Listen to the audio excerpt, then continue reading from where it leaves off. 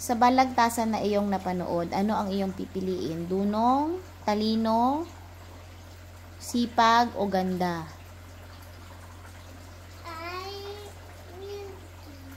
Sipag. Why? Bakit? Gusto ko si Sipag. Kasi masipag siya. And she does lots of work. She does it for the world. And Sipag just like she cares for the world. She plants them. She makes grow so the world will look more beautiful. And then God will be happy for that. Bakit hindi mo pinili ang talino o ganda?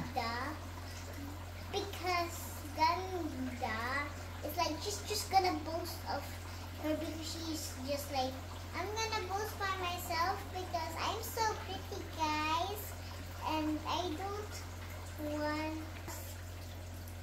because he is smart and